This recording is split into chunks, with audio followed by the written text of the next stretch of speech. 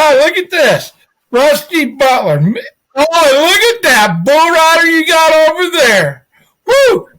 Ladies and gentlemen, boys and girls, cowboys and cowfolks, let me introduce you to Mr. Rusty Butler and his young 12-year-old bull riding daughter, Elena. Is that, do I say it right, ma'am? Is that Elena? Elena Joe. That is good.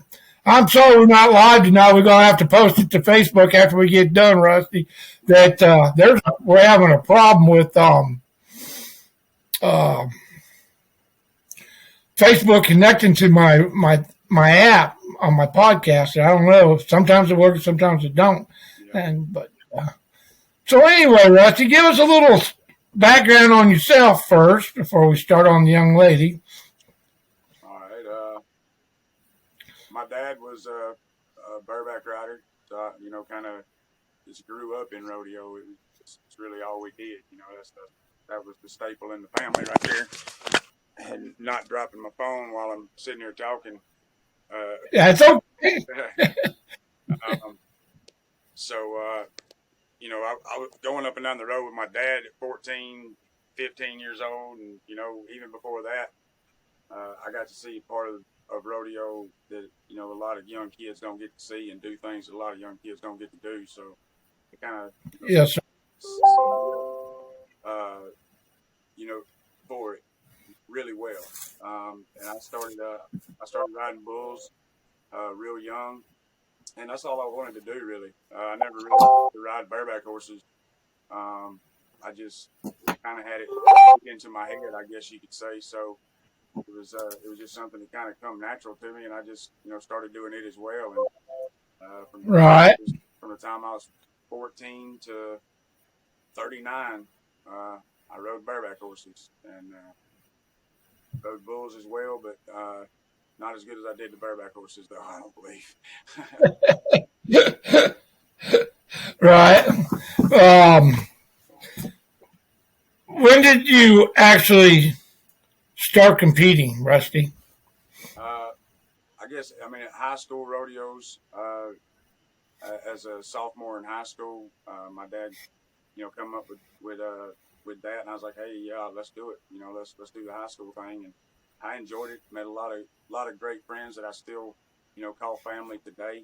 And that's what rodeo is. It's a family, and that's the biggest thing about it. Yes, it is. You could be. You never know. You go to a rodeo and they're all going to show up. You never know who's going to show up, and right. Most times it's the same people, just a different town, isn't it? Different show. Oh yeah. Oh yeah, and you can't wait during the week to see them. You're ready to be there. You're ready to just be around it because that's just how intoxicating it is. The atmosphere, the people, the competition, and fellowship. I guess you could say for use of another word. I guess so. It's the best thing in the world. I don't know where I'd been without it, and sometimes I think, man, I would have been better off if I never did it, So it depends on how bad I feel that day. So some days you wish you could, when you can't even get out of bed, you wish you'd have stayed home, huh? Exactly. I should have been a singer or something, maybe. Nah, boy, I always enjoyed being around you at the rodeos, Rusty. It was always a lot of fun. And all the camaraderie when you was with my boys and stuff, and all the stuff that you guys did, and just stuff like that. It's just family, just plain family. Exactly. Mm-hmm. You look back on it nowadays, and I'm 42 now, so it went by real fast. A lot faster than I wanted it to or ever expected it to. I remember all the old timers back in the day telling me, hey, you're going to be beat up as all get out. You're not going to it's going to go by so fast. You're not even going to realize it. And, I didn't take advantage because I sure enough lived a life. That's one thing I can say at the end of my days. I did live a life, and it was an awesome. You don't have to sit on that porch and rocking chair and wonder what if, right? Exactly. And that's what'll kill a man. Oh yeah. What if? Now that you're not competing at all anymore, correct? I'm not. I retired from riding in 2019, 2019, and 2020, I guess you'd say, was my last finals that I went to. So it's past 2 years, I guess. Yeah, I haven't been on anything, and well, I mean, Oh, watch it because them kids will get you entered up as a joke, and like my boys did me over there at Don Stroud's at the Double Deuce, they called me in as a joke, and I had to get on, and because you can't back down, can you? no, you really And can't. I went ahead and paid my entrance fees and got on Rusty and got 2 ribs broke. That was my last ride. My wife put the smack down on that one.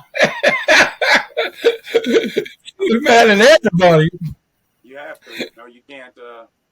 They already taught me into it already.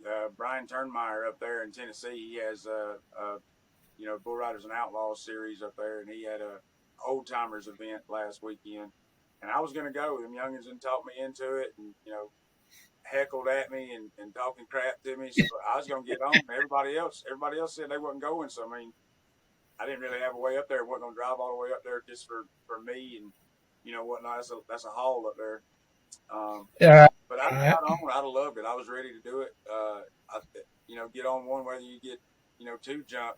It'll lasted me another 5 years probably. You never know. But Yes, sir. at some point you have to start looking at it as is it worth it? I never thought I'd look at rodeo that way, but now that I've got a good job, got a great wife, and I got a daughter who's doing living her life now. She's starting to do things, and it don't work if I'm laid up in the daggum hospital, laid up in the house, can't go to work. You know what I'm saying? So you have to put it on the back burner. Yes, sir. Well, now that you've got why don't you introduce this young bull rider you got here and let her tell us a little about herself. This is my daughter, Lena Jo Butler. She is the greatest thing that's ever happened to me, hands down. And I wish she wasn't so much like me. Me and my wife. I told her exactly when we found out she was going to be a girl. I said I want her to look like you and act just like me. And the good Lord must have been listening hard that day, because. But she is. I hear she's a heck of a hand there, Rusty, like her daddy. Well, she's going to be better than I was, I hope. But she's got more heart than I even imagined. She came to me. She's been asking me for about 2 years now to get on, saying she wanted to ride bulls, and I kept telling her no. I did. It's hard to sit there and say let your kid go out there and do something like that, especially your little girl, I guess, because I know the situation she can be put in. I know the things that can happen. I know how it's going to feel, and I know how bad it can get. So that's I had to get over that. So now I told my mama, I respect her a lot more now, just because I know what she went through. I really didn't understand it back then, but I do now. Well, let me tell you a little story, Rusty. One of your Facebook posters you put on there that you was getting ready for bed or something. It was at night, and you heard this noise out there. You know which Facebook I'm talking about, the post? And you looked out there, and out there by your barn, there you had the light was on, and some young lady was out there by herself, working on the barrel by herself. She was. She's got a drop barrel out here, sit still barrel, and I'm making some other stuff too for training aids, and she wears that thing out, and she just need once as well as I do, any cowboy that's ever rode, it takes a while. You're gonna go through spells where you can't get a hold with your feet, you're getting on into your arm, you're losing your rope, and then one day it just clicks, and everything comes together. And we're just waiting on that. We're waiting on that right now, and like I tell her, hard work and dedication pays off. But And it will, I promise you. I promise you, it'll go off. So, Miss Elena, why don't you kind of tell everybody out there just something about yourself and why you like doing it, and the thrills and.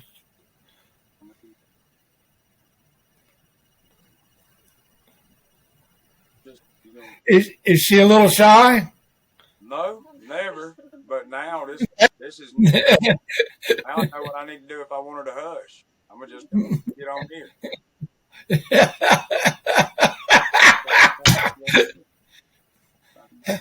How bad have you been hurt, Elena? How bad have you gotten hurt so far?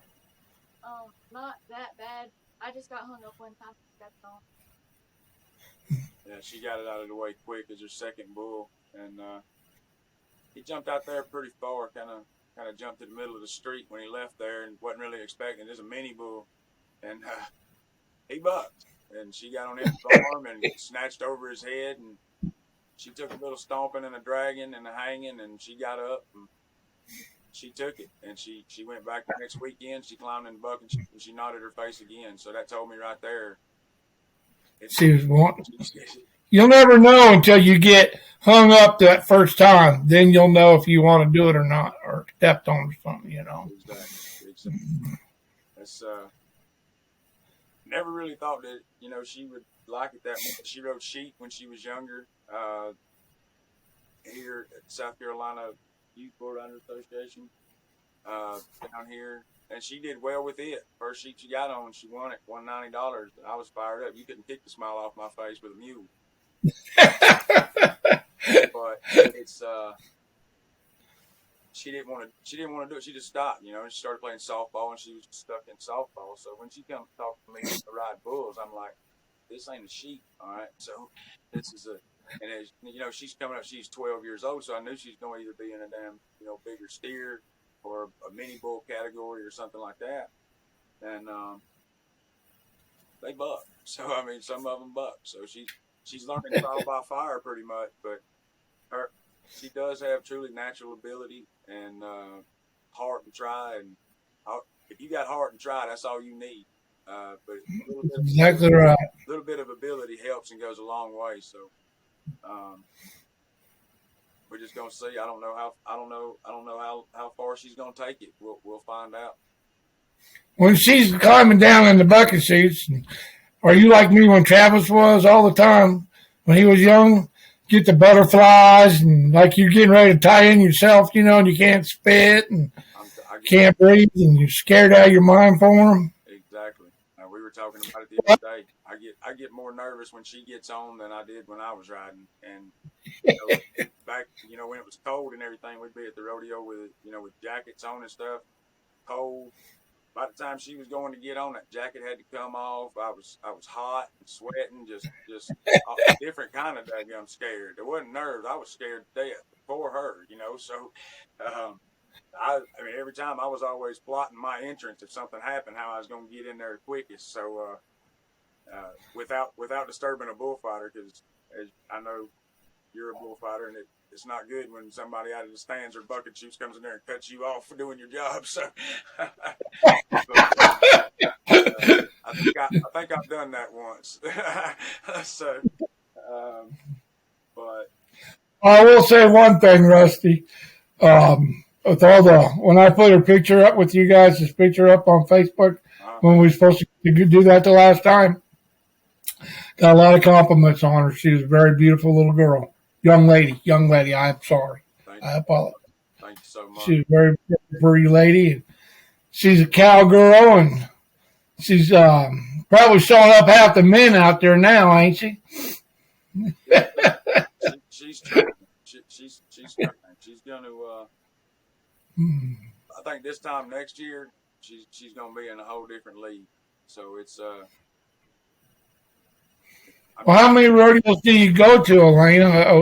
A month, say a month during season. 2 or 3. Trying to get her, in different stuff. She's getting, part of that Bull Riders and Outlaws deal up there at Turnmeyer's. That's the long. That going to. What's that? I'm sorry. Go ahead. I apologize. The SJBRA. Josh and Brandy Guyton and Clay Guyton and them, they're great people, and that's a wonderful association right there. They care about the kids, and they care about the sport, and that's the best thing right there is seeing these young kids carrying on our tradition and stuff like that. And it's a different kind of atmosphere, I guess. You go out there with them kids, it pumps me up, especially when you see one of them, jump out there and twist one or something. I get fired up. I'm telling you. But she right now she's going to. I'm trying to get her in on at least 3 to 4 bulls a month. It's hard to do. We were going today up there to Pickens, South Carolina, to Ernie and Molly Tregway's deal up yonder.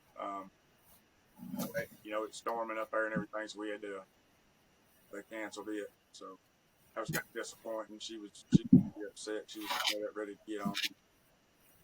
Well, that's just part of rodeo, though. Something that I do believe in, and what you're doing is very good, is taking her not just to one arena. I don't like that because they're just, all they're going to be is hometown cowboys. They got to travel. They got to know what it's like to stay up half the night, even if they're young, and they're going to be tired and dragging, and they're going to be in different situations and different stock and different people, and that is something, you know what I mean? That is really something. And that's, like I said earlier, that's what I did. Hauling on the road with Dad, we were everywhere. I mean, the weekends were mine and his. We were gone. And it was awesome. And when I started doing it myself, it wasn't nothing new to me. She's grown up with it. Watching me ride, and her Uncle Trey and Uncle Sean and everybody else. She grew up around it. So being back there around a bunch of dirty cowboys and whatnot, being around us, ain't nothing new to her. she knows. It's the life she likes, isn't it? It's the life you like, isn't it, Miss Elena? She is a little shy, ain't she? If she was in person, it wouldn't take but about 5 minutes, and she wouldn't hush at all. You learned everything you needed to know after 5 minutes. She'd tell you. Well, sometimes it can be different, So, Rusty, from when you was traveling with your dad to the time you was rodeoing to the time your daughter's rodeoing, what's the big changes that you see that you like and don't like? In rodeo in general? Yes.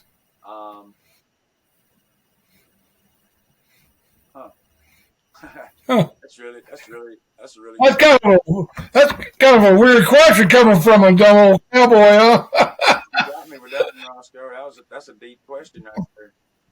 I would have to say, I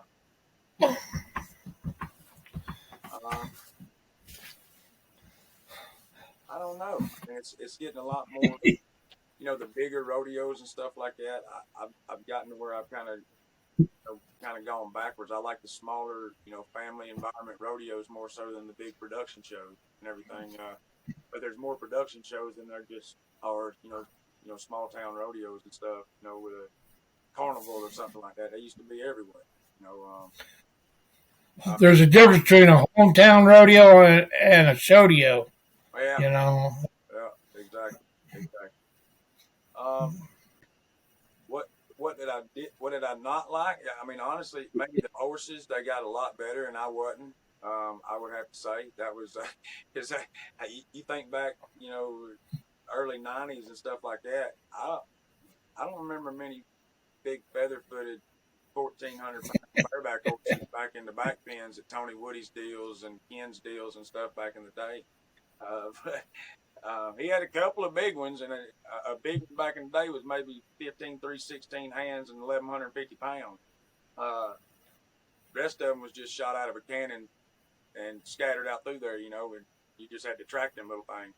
But now, I mean, the bulls, I mean, they are just heads and shoulders above what they were. The horses, heads and shoulders above what they were.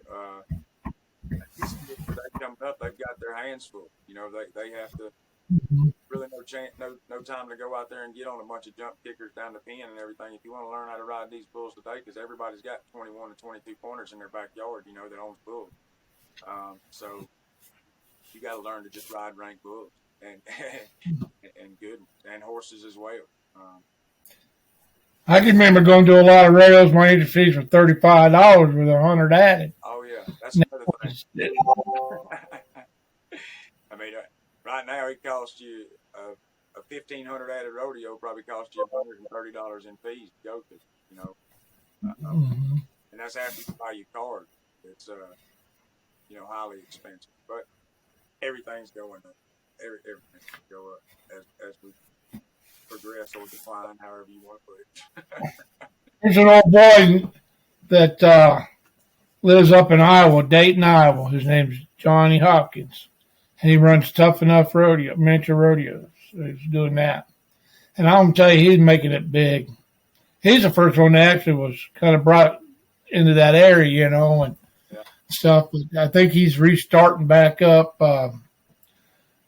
He sold everything out and was restarting it. But it was big, and I really, really admired what he was doing with these kids. Yeah. I mean, when they bring bucking miniature shuttling ponies that buck for saddle bronc riding, and those kids are going out there and reining them, and I'm like, these kids got to quit watching TV. It's just really.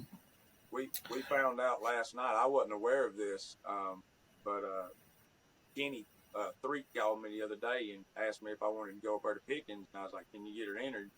And he called. And, yeah, she can get entered, so we got her in, and we found out last night that they actually buck ponies up there, and they buck bareback riding and saddle bronc riding. And she's been wanting to get on bareback horses, and I just tell her to pump her brakes and everything. Get his head up before he throws you, because we're doing okay with the bull riding right now. Let's do one thing at a time. One, I don't want to overload her mind, and two, I don't really want to bury her hand off in a rigging at all. But she has zero fear.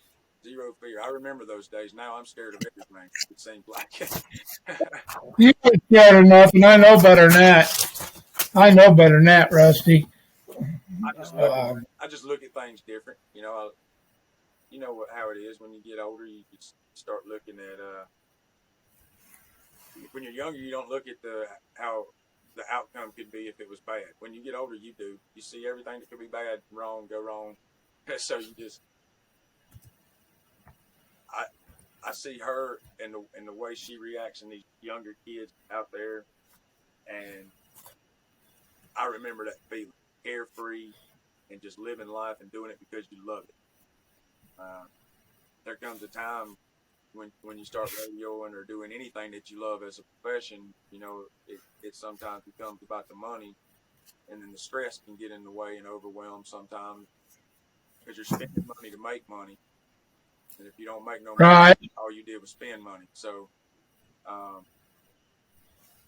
you have to that can get overwhelming. So it's not to be able to do it again because it was just fun and I loved it and it's the greatest feeling in the world to me. That's what I miss the most about it. Honestly, is not the money, not the money, not the buckles, not the anything. It's just that feeling of just getting out there and doing it because I love to do it and everything. You lose sight of that, and I think everybody does at one point here in their career. Right. That when I started slowing down a little bit, and when did you start? My problem was I started. You know what? When did you ever start slowing down? Well, let me tell you. As long as I'm around, I have to be around it. Yeah. And then I turned professional clown for a few years, and I stopped, and I didn't even want to go to another rodeo or bull riding or nothing for a while because I would miss it too much, and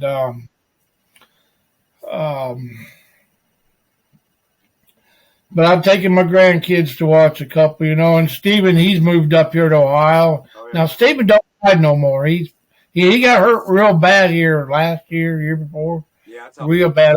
Like, talked to him after he got hurt. It was when he broke his leg. Yeah, tibia, whatever. I don't think he's riding no more, but I got to be around it, and So I'm starting this out. I'm trying to get it to where I can learn to do it right, Rusty. And I'm new at this, but I'm going to get it to where we get thousands of people to watch it. And what I'm trying to do is bring the rodeo world to the people that just sit out there in the stands and don't ever get a chance to meet or know anybody, or know some of the rules, regulations, or the trials of going up and down the roads and staying up all night and either you have money to eat or gas, and to get to the next event. You always have entry fee money, no matter what. You always got entry fee money. And if you don't, somebody's there always, you don't even have to ask, just show up and they know you ain't got it, so they'll give it to you, and you get it back to them later on. It's family, man. I mean, family. It is. That's one of the best parts about it. I mean, the best part about it, if you ask me. But you're right. You miss it, like the old Crystal Dew song, the feeling comes back. Hell, it never left. I just, tried to put it for a little while and run from it, I guess. And I didn't want to go anywhere either. I did not want to go anywhere.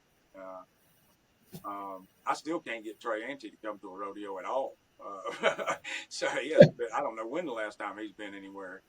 I've been trying to call him. I want to get an interview with him. You ain't going to get a hold of him. He's either fishing or working. That's it. Fishing or working. Fishing or working. Yeah. You got any good stories about you and Travis and Steven traveling down the road for the folks out there? Some good ones? Oh, man, I got a bunch. Now, remember, go to jail, okay? I got a bunch. I just somehow or another, it won't be as funny because I can't tell the parts that need to be told in the stories. They all end up. It's all right, Rusty. I'll let it go. If it's that bad, I'll bleep it out. Most of them all end up with Trey doing something foolish. Sometimes it's me,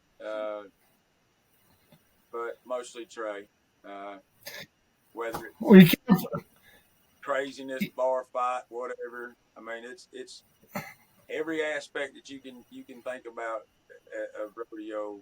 We've lived it for sure, and that's the coolest thing about it. You can look back and you can think about the wins, you can think about the losses, but what you think about the most is, and what you really hate the most is that road.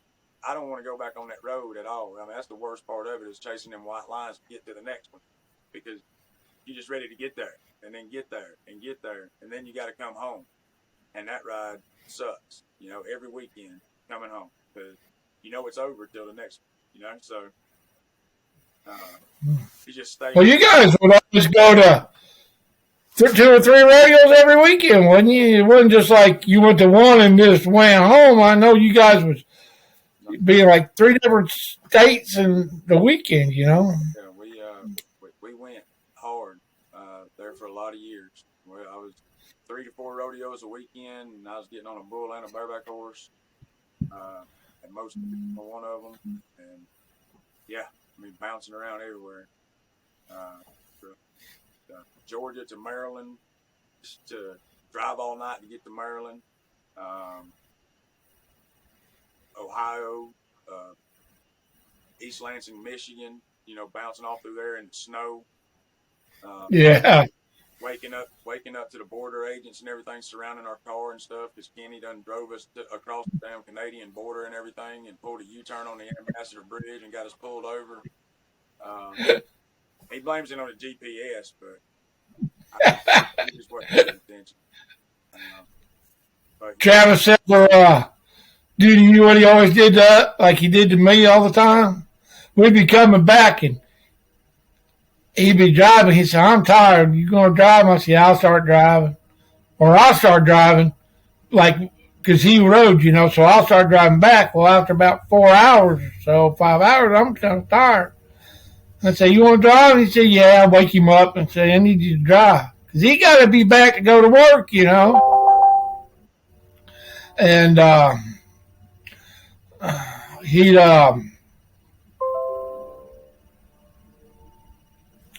he would pull over.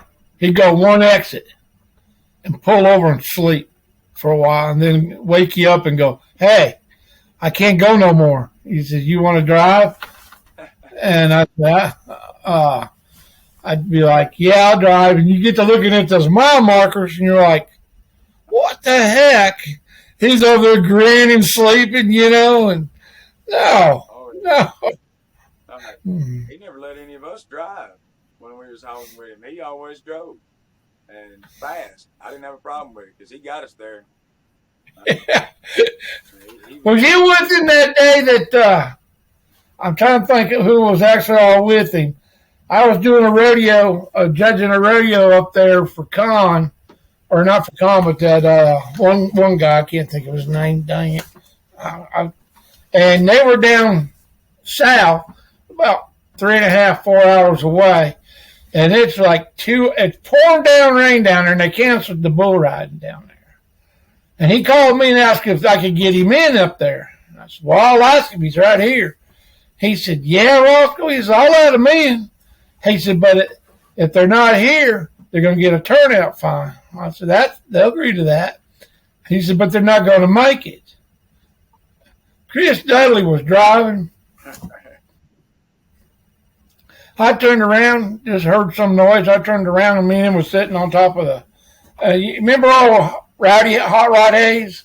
Oh, yeah. Rowdy Hayes? Me and him was leaning against the back of the catwalk there, talking loud because we know Travis them guys ain't going to make it, They had to be there before the start of the rodeo. Not the bull riding, but the rodeo, because that's what he said. And it was Rowdy Hayes who it was. Hot Rod, called him Hot Rod, right? Yeah. Yeah, and I heard noise. I turned around and looked, and there's Travis, and all you guys got your bull ropes up on it. I was just, damn. He said, no way. He turned around there, Travis, and them guys, you guys over there eating your ropes up. And Chris Dudley had those tires that were balls flat, couldn't see, pouring down rain, couldn't see over the hood of the car, and they was running over 100 miles an hour, and they made it. I'm like, you guys are crazy. You got to do what you got to do sometimes. Me and Trey were down in Augusta at that old charity deal that Ken used to have down there. Kenny Thomas and his wife used to produce it. Right. We were down there and had another rodeo to be at up in Maryland. Can't remember where in Maryland, but we got across the Chesapeake Bay Bridge up there, and it started pouring snow. And by the time we got to Maryland, it was a blizzard. I'm talking about so cold outside. Your spit cup in the car was freezing up if you didn't have the heat on. Transformers were popping, going there. It was weird. We're South Carolina. We ain't seen stuff like that. Trey's from Louisiana. He's like, what the hell, And we finally got to the auditorium or the Civic Center, wherever it was at, and got there just in time to see Preston folks turn our bulls out. That's what I'm talking about, Preston folks. Yeah. So.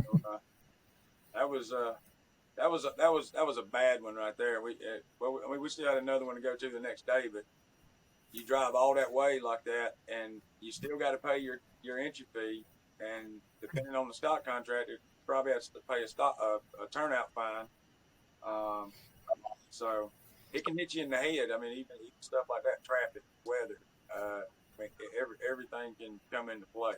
So car trouble.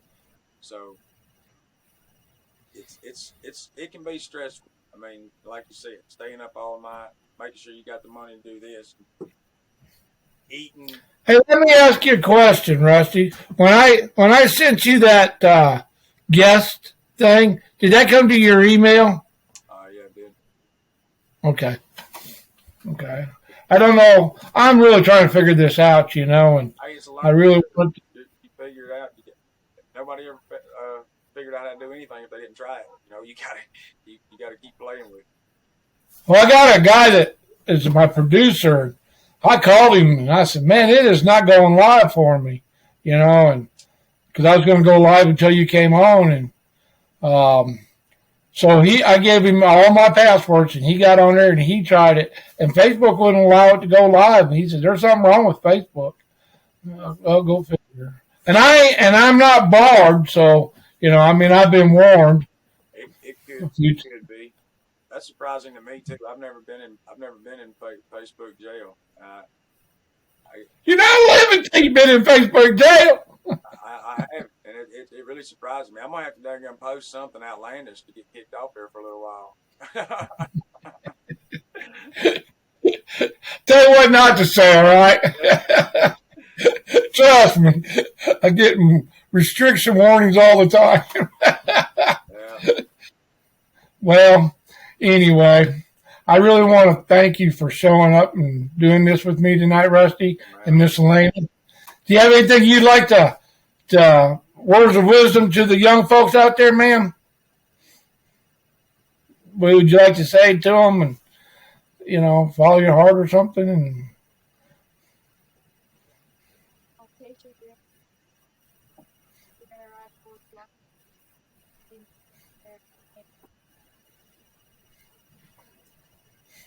okay. Mental game. Your head ain't right. Mm. You can buck yourself off before you even call into the daggum rodeo. Left leg on the left side, right side up, right leg on the right side, and mine in the middle. Correct? That's right. Is that what That is right. Try to keep it that way. just stay there. my grandson Travis's boy, my grandson Tanner, he's riding bulls now. Yeah, I saw him. I judged for a year after I quit riding, and I don't really. I like it. It's okay. It was all right. My dad judged after he quit IPRA and PRCA. He did it for I think he did it for about almost 10 years. Oh wow! But I just don't think it's for me really. I don't think it's what I really want to do. And following up rodeo, rough stock with going to be a judge. I got to do something different. Hey, you want to guarantee a job that pays you every time, almost 99% of the time? Clowning. Everybody says I'd be a good clown. I don't have a lot of jokes and everything. If I'm funny, I'm just talking to you to talk to you and just saying stuff. Most stuff I'm funny about, I can't say at a rodeo. So it's They say you got to be a little off in the head, and since I'm really a lot off in the head, they say it's real easy. It was easy for me to just get out there and just act goofy as crap, and people really need the entertainment, and they laugh at you falling down. Hey, just pick yourself back up. It would be fun. I've thought about saddle bronc riding, but then you got them stirrups. I don't really like them. But pickup. I just wanted to try it, but Pickup, man, I'd like to do. If I could get me a good horse, like an old bronc, quit bucking or something, that would be awesome. That's something that I'd really like to try to do in the future. So, but we'll see if I keep going. She keeps rocking and rolling and continues and wants to continue. And I don't see no sign of slowing down soon because she's still mad about the thing being canceled today. She didn't get to get home, so it's I'm gonna take her as far as I can, and I'm real thankful. She just doesn't have me in her corner, to learn from and to get advice from. She's, all of my friends, Sean Hensley, Kenny and Trey and all these guys that are family to me. She calls them uncle. And, a lot of other guys that have come in and are good friends of mine. Tyler Crank, Dusty McCullen, Mirko Martineau up in Canada. What about John Nichols? John Overarm? Oh yeah.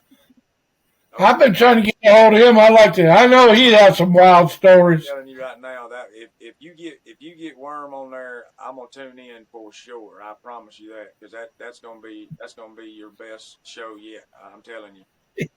He's about the funniest guy I've ever met just to talk to. He can just talk to you Right. and just crack you up. Excuse me. I was gonna mention John. I don't ever call him John. I just call him Mark. But I was gonna mention him, but I forgot that you knew who he was. I forgot about that. I mean, he's been gone so that long back in Louisiana. Well, now I think he's in Arkansas somewhere. You can't tell where he's at. And he living in Nebraska? Nebraska. Yeah, he works for BLM out there. Yeah, out there in Nebraska. I got his. I don't have his actual um, phone number, and all I got is his messenger, and that's it. And we're friends on Facebook. But if you have his phone number, if you could call him for me and give him my phone number, For sure. tell him to text me or call me, I'd be happy. I'd really like to get him on. For sure. Chris Dudley and people like Anthony Allen and stuff. And you're gonna have to change your program and get him on because he's just gonna get him a glass of whiskey and he's gonna sit there and he'll talk all night if you want him to about rodeo. I promise you. Well, I usually have me a sip, in my cup here. But since I got my knee replaced 2 days ago, I can't drink for a couple of weeks, You got your what replaced? I got my left knee replaced. Oh, man. Oh, yeah, total knee replacement, buddy. And then when that gets completely healed up, they're going to do the right one. I'm going to be able to kick a pig when I want to. Make me one. I may not be able to be as fast as you all, but I might be able to keep up with you now. Hey, I'm telling you, you're going to feel like you can two-step across the house. Hey, a little hitch and you get along. It was so bad there for a while, Rusty, I couldn't even pick my feet up. It hurt so bad to walk. Yeah. And he said that I had no knees, none whatsoever in there.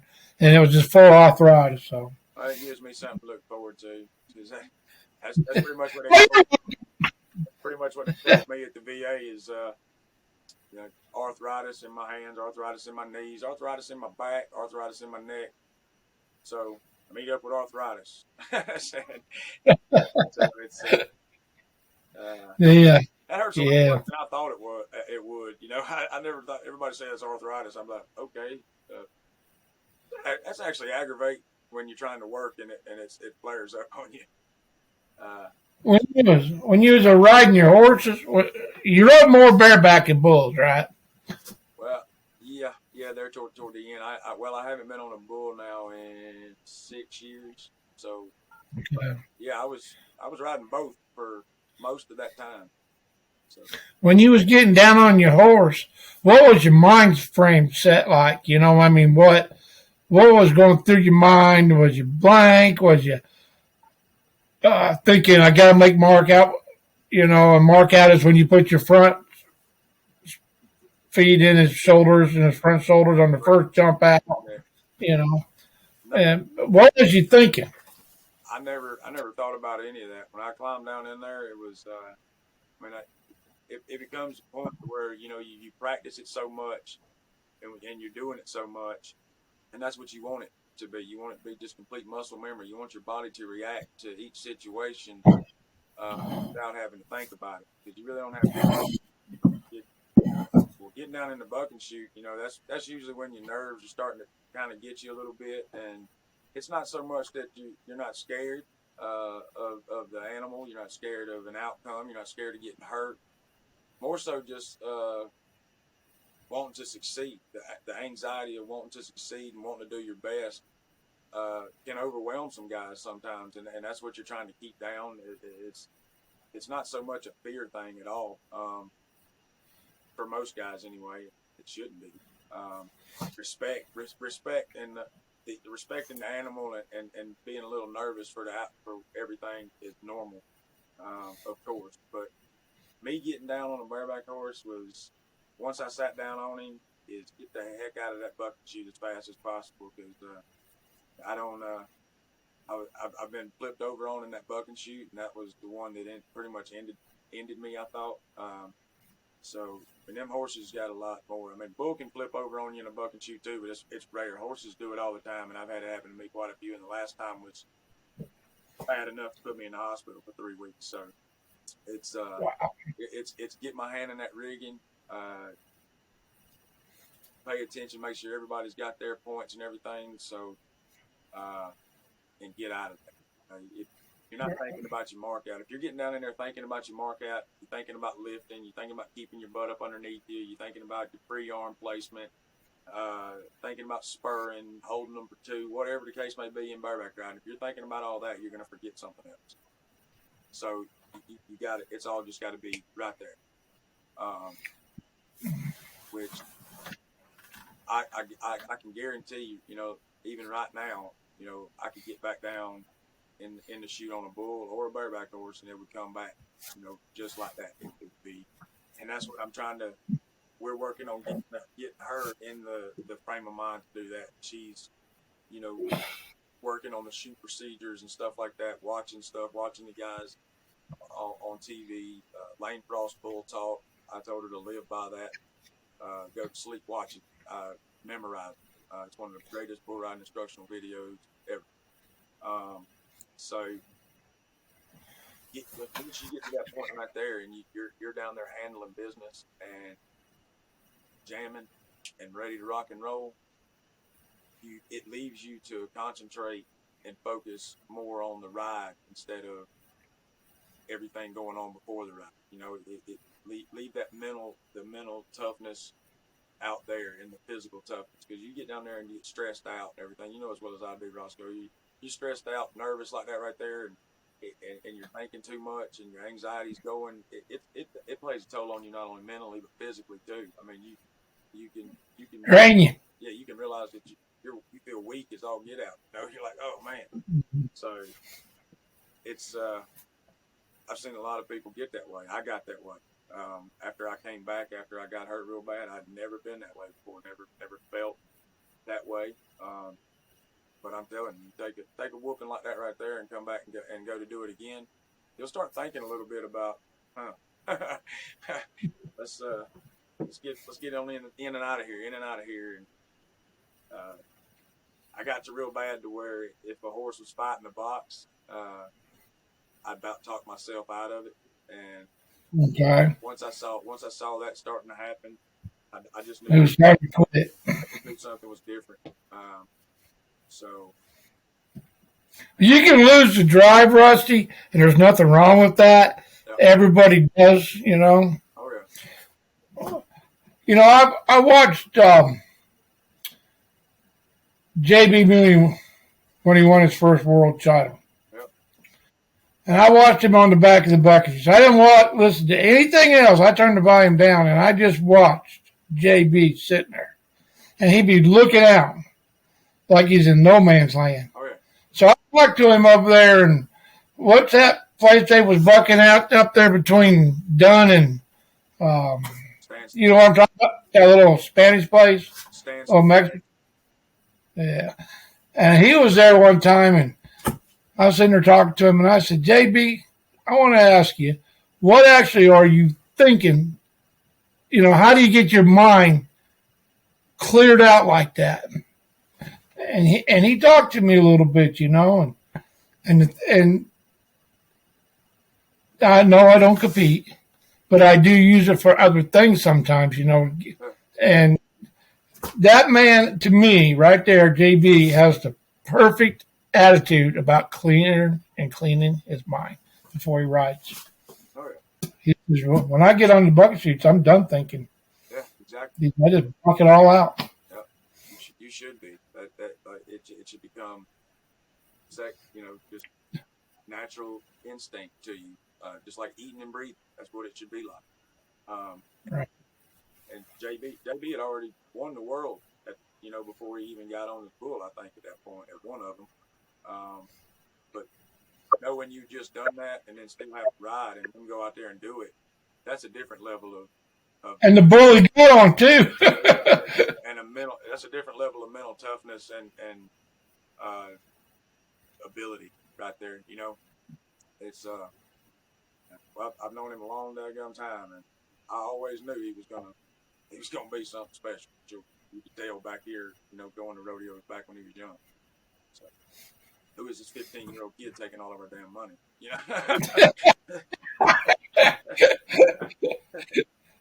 Yeah. But anyway, I want to thank you for coming and on here, and you, Miss Elena. And I will get this posted on Facebook. Okay. I'm glad. I appreciate you having us and everything, and we love it. It was an honor to talk. I want to thank you for your service when you was in. Thank you. You as well. You was in the Navy. How many years was you in the Navy? 6 years. 6 years. Thank you very much. 6 long years. I'm waiting for him to call me back, buddy. I'm ready to go.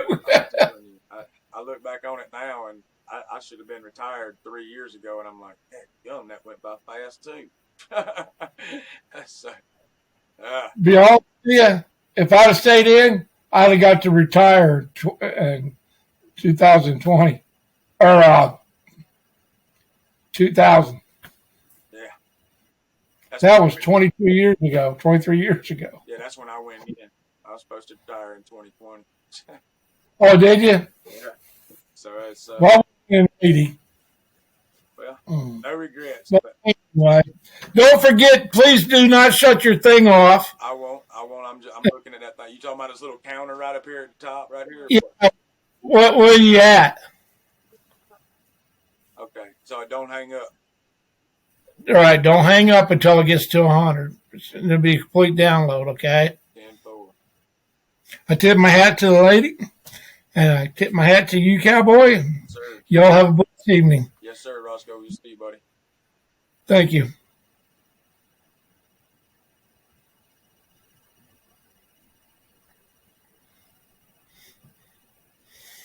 All right, ladies and gentlemen, boys and girls, kings and queens, cowpokes and cowpokes. That was Rusty Butler and his young daughter, who is 12 years old, Miss Elena, the bull rider.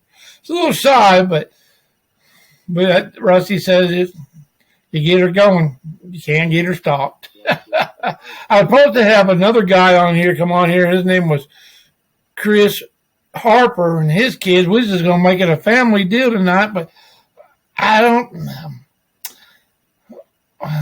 know what I'm doing wrong. But I'll get it figured out, and when I do, y'all going to really start enjoying these. Thanks for watching. Be blessed. Good night.